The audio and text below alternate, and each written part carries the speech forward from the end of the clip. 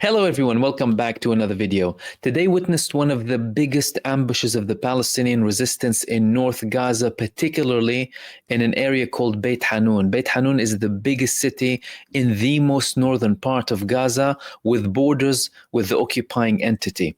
Despite massive censorship inside of Israel and mainstream media confirming that 4 genocide terrorists were killed during that operation today, other uncensored media online in Israel confirmed that over 41 were targeted, with at least 7 killed during that operation. It happened in an area called Beit Hanoun. Beit Hanoun is this area here. It's very close to Israel, the biggest, most northern city in Gaza. So when it comes to the northern part of Gaza, there are larger cities, but Beit Hanoun is the biggest one next to the borders with Israel, very close to the Erez crossing and very close to areas that Israel invaded Gaza from. Now, this area has been targeted many times, especially following the beginning of the genocide inside of Gaza. Israel started to carry out massive operations and mass destruction and terrorism against the civilians in Beit Hanoun. Hardly any building is functioning in Beit Hanoun. Israel caused massive destruction in that area, yet they are facing massive blows from the Palestinian resistance. At least 30 injured and at least killed. 7 killed in the battles that happened. So what happened exactly in those battles today? Well, Israel still has operational divisions in the northern part of Gaza, and despite them confirming that they withdrew the Kfir brigade from the northern part of Gaza, or from Jabalia to be more precise, they still have members of the Kfir brigade in North Gaza, in Beit Hanoun. So the reports today in Israel confirmed that several were targeted from the Kfir brigade, others from the Nahal brigade, and other forces too, and including senior officials, by the way, with the rank of a brigadier general. Now, this brigadier general, it was reported that he was seriously injured, and again, the man could be dead, but these are the reports that are coming from Israel. The biggest ambush that happened today, because there were many attacks in Beit Hanoun in particular, was an ambush that happened in a tunnel opening. Hamas has a lot of booby-trap tunnels in Gaza, where Israel thinks that they are all of a sudden discovering these tunnels of Hamas, only for them to be buried under the rubble. And like I said, over 40 child murderers were targeted today, at least 7 killed. This came as a report in Israel that said that they had an event with big numbers of casualties. It's very alarming for the Israeli public, especially seeing as there are talks about progress when it comes to the negotiations. Now, many in Israel already say that the people are dying for nothing. The soldiers that Benjamin Netanyahu sends to Gaza are simply dying for nothing. Nothing is happening when it comes to resistance. Israel itself is confirming that Hamas is getting stronger. Israel is confirming that Hamas is getting more fighters and that they are introducing new weapons to the battlefield. Not only that, now they're confirming that Hamas obtained some of their undetonated Mk-84s inside of Gaza. Hamas previously released many videos of them obtaining missiles that haven't been exploded inside of Gaza. Mk-84s almost weigh a ton.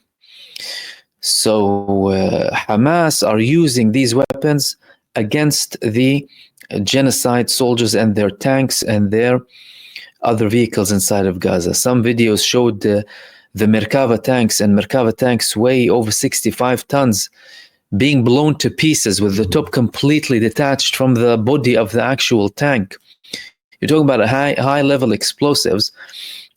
And the fact that Hamas is able to do that despite all of the genocide is remarkable, is astonishing that they're able to do all of that.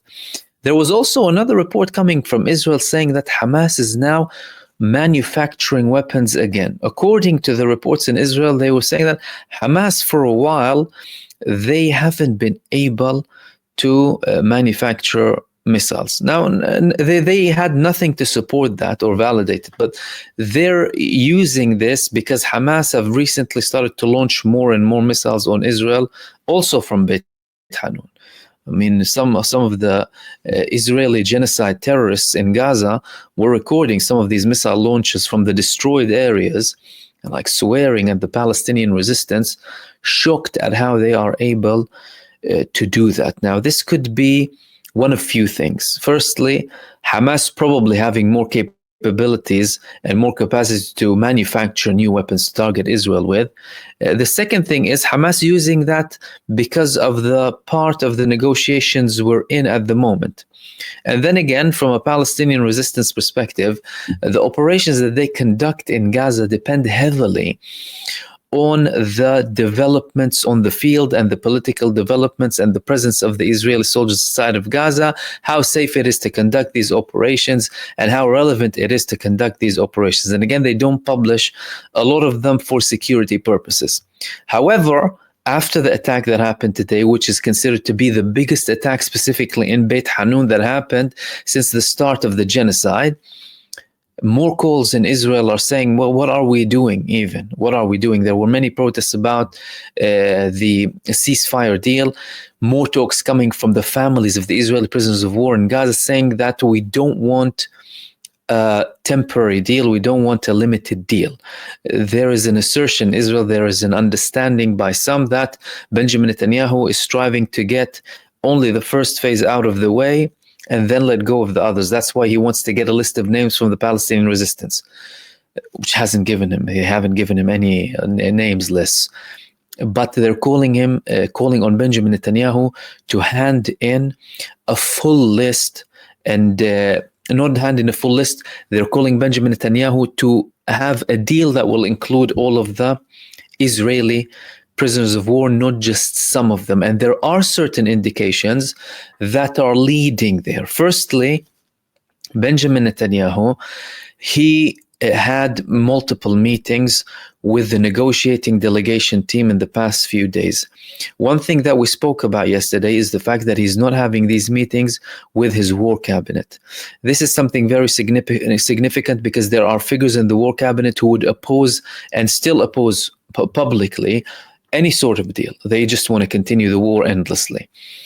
But the fact that he is not talking to them, the fact that he is only sharing these details, information with the negotiating delegation, indicates that Benjamin Netanyahu might have a different approach this time. There were figures from the war cabinet that declared to Israeli media on the condition of anonymity that they are completely isolated from the ceasefire talks. This is again confirming that Benjamin Netanyahu might be given certain powers to the negotiating delegation to reach a deal. One of the things that he was called to do by the prisoners of war's families in Israel is to give the negotiating delegation the power to reach a deal. There's talks about 90% of everything is now sorted and agreed upon between the two sides, and we're only talking about 10% differences. There was a delay of several days coming from Netanyahu to send the Mossad head and the other negotiating team to Doha. The understanding was from several figures inside of Israel is that it was due to Benjamin Netanyahu potentially giving him the authority to reach a deal, something that he hasn't given the negotiating delegation since the beginning of the genocide, and he was criticized heavily for that. Benjamin Netanyahu was criticized heavily for how much he interferes in the negotiations, because usually the prime minister in Israel, he gives the negotiating delegation the authority to reach a deal based on certain criteria. They will try and reach more than that, more than what is requested. It takes some time, but if all else fails, they will go back to the minimum requirement, and if that is reached in a deal, they will approve it. That's something Netanyahu didn't give the negotiating delegation. The talks now are, for the first time, he might be giving the head of the Mossad the authority to reach a deal when he goes to Qatar. So there is a big prospect that something might happen up until the 20th of January, and we might see a ceasefire deal happening in Gaza that could be portrayed in the first phase as a humanitarian deal that would later become a ceasefire deal, because again, Benjamin Netanyahu does not want to have a massive blow when it comes to his base and his closest allies as well. Which leads me to the second subject that I wanted to talk to you about. Iran, they declared yesterday or the day before that during their war drills, they will be revealing, or following their war drills, they will be revealing cities under the ground that have drones and missiles. Missile cities and drone cities under the ground, and now they have indeed published this video about their underground missile city. Now, this missile city video that they published, that I will be sharing with you, is only 10% of all of this underground missile complex, the specific complex that they published the video of. And Iran doesn't declare how many missile complexes they have. However, from what you're about to see in this video, you're clearly talking about a massive development when it comes to the size, the quantity, the quality of the Iranian missiles, and the prospect of them being used in their potential attack on Israel in what is anticipated to be True Promise 3. And that is the video for you. حالا امروز سردار حسین سلامی در قامت فرمانده کل سپاه از میان یکی از صدها پایگاه موشکی زیرزمینی نیروی هوافضای سپاه از این پایگاه بازدید می‌کند.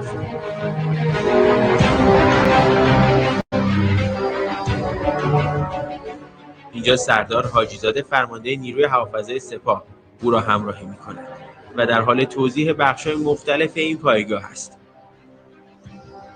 پایگاهی همچون یک آتشفشان، آتشفشانی البته خفته در دل کوه.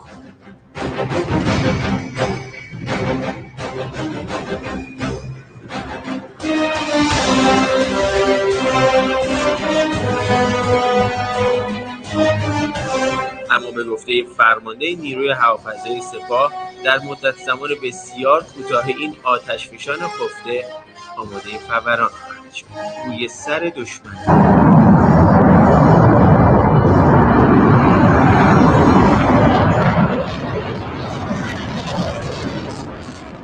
در عملیات وعده صادق 2 موشک‌های این پایگاه توانستند با عبور از سامانه‌های پدافندی متعدد و متراکم رژیم صهیونیستی پایگاه هوایی نباتیک محل اصلی استقرار جنگنده‌های F-35 این رژیم را نابود کنند. هنوز رژیم صهیونیستی نتوانسته پایگاه هوایی نباتیک را به حالت عملیاتی برگرداند. فرمانده کل سپاه میگوید برای عرض خداوت به نیروهای عمل کننده در عملیات وعده صادق 1 و 2 این پایگاه به اینجا آمده و ارزیابی از آخرین وضعیت عملیاتی یگانه‌های موشکی مستقر در این پایگاه. بر اساس تصاویر موشک‌های سوخت مایع عماد، قدر، قیام که از جمله دارایی‌های راهبردی این پایگاه تاکتیکی است اینجا نگهداری می‌شود.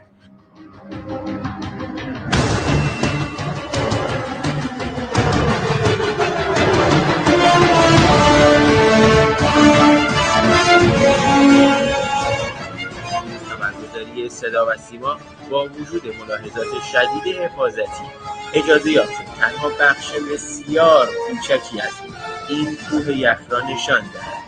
تصویر نوک قله این کوه یخ را که سر از آب بیرون آورده نشان دهد. یعنی حدود 90% بخش‌های دیگر این پایگاه جلوی لنز دوربین قرار نگرفته. هر روز در اقصا نقاط این سرزمین به تعداد سامانه‌ها و موشک‌ها اضافه می‌شود. شاید دشمن تصور می‌کرد قدرت تولید ما منقطع شده است، اما نرخ رشد قدرت موشکی ما به روز است. همه اجزای قدرت ما. اما موشک‌ها واقعاً هر روز هم در کمیت، هم در کیفیت، هم در مهارت، هم در طراحی افزایش و ارتقاء ظرفیت و قابلیت می‌دهند. این افزایش قابلیت یعنی نیروی هوافضای سپاه باز هم از موشک‌های جدید تولید شده خود و پایگاه‌های موشکی در آینده نزدیک رونمایی خواهد کرد. شاید هم باید منتظر یک شگفتانه عملیاتی باشیم تا محاسبات و معادلات در غرب آسیا دوباره به هم بریزد. یونس شادلو، خبرگزاری صدا و سیما، یکی از صدها پایگاه موشکی نیروی هوافضای سپاه پاسداران انقلاب اسلامی. Big missiles from Iran. This is a very big facility. What they mentioned, by the way, had many messages. Firstly, the size of the facilities, these underground facilities, the timing, the fact that we're only talking with this video about 10% of this facility only, the fact that the IRGC commander-in-chief, he was the one visiting the facility. Also, he added that what they presented there were missiles called Imad, Qadr, and Qiyam, which run on liquid fuel. He also said that the enemy's mistaken belief that Iran's capability to produce missiles has been harmed. That's rejected. The commander said also that the rate of growth in Iran's missile power has risen. Iran is constantly improving its missiles in terms of quantity, quality, and design. I wanted to talk about the timing. The timing is very sensitive. We are now at a stage where the ceasefire with Gaza might happen, reaching towards the deadline when it comes to the 60 days in Lebanon, where Israel has to withdraw from all of the areas that it's occupying in South Lebanon. And things are very sensitive. Iran hasn't had the True Promise 3 response, but this is a clear message to Israel and the United States. If there is no progress when it comes to the ceasefire and things quieten down, then we will carry out this operation with the biggest intensity possible. Because there are two arguments in Iran, or two options, according to what the Iranian president Masoud Pezeshkian said before. Number one, Israel behaves and stops murdering children, stops committing genocide. Our response, we might consider its size and its shape and timing, perhaps. Second option, Israel continues with killing children, committing a genocide, and occupying, and all of their mass terror supported by the United States administration. And then we have to implement the response. We have to go ahead with the response, and it will be extremely intense. These messages are received both in Israel and with the United States, because what people need to understand is, alongside all of the talks that are happening between the Palestinian and Israeli delegation, there are talks happening between the bigger countries too. The United States doesn't want attacks on its bases in the region. The United States knows its weaknesses. They have been humiliated by the constant attacks from Ansarullah in Yemen. Now imagine what Iran can do to them. Which leads me to Yemen, Ansarullah. The genocide coalition, and what I mean by the genocide coalition is the United States and the United Kingdom forces in the Red Sea going to attack Yemen for the sake of a genocidal entity, butchering children, committing an infanticide and a genocide in Gaza, and destroying everything. The genocide forces killed over 20,000 children, over 50,000 people, 70% of which women and children. Those are only the ones who are confirmed to be killed in the war, not by the side effects of the war, by the way. And there are still thousands of missing people in the Gaza genocide. They carried out an attack in Sana'a, in Yemen, near Maidan al-Sab'in. Maidan al-Sab'in, where the Yemenis protest every Friday. Imagine the barbarism of the US and UK forces. Firstly, the shameful action of going to support a genocide entity with a wanted war criminal leading the country against a country like Yemen. Perfectly legal action of imposing an embargo on the child-murdering terrorists of Israel, and then trying to intimidate the population. Why are they trying to intimidate the population? It's because the population in Yemen is different. You know, when we talk about population support and people support, not everyone is the same, and not every country is the same. Yemen, millions of people go out every Friday to support the oppressed people of Gaza, to speak against, protest against the genocide coalition and the acts of the genocide terrorist entity, and also to ask their government and people in power to have more attacks against the genocide state and the genocide coalition. And this is what they have done in their attack a couple of days ago in Yemen. So this was the moment of explosion. Let me repeat that for you. There was an explosion nearby, and look at the response of the people. Look at the response of the people in Sana'a. Look at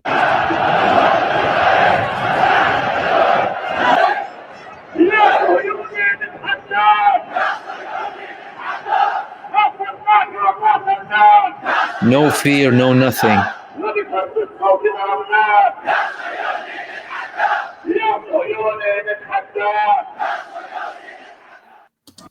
Saying that Zionists, we challenge you. Basically going all out. And that's after an attack, coming next to them and bullying. Look at the terrorism of the US and the UK. Look at the real terrorists committing attacks, attacking people protesting. But these people, they're trying to intimidate them. That's why the countries that support Israel have the same mentality of terror, of colonialism, of extremism, of violence, trying to impose their will on other nations by force and mass terror. But the Yemenis, primarily the Yemeni people really, but also of course the Ansarullah, well, representing the will of the Yemeni people. Again, they can give you lectures and examples in true democracy where the will of the people is represented by those in power, not elected dictatorships like we have in most countries claiming to be democratic. They're not stopping.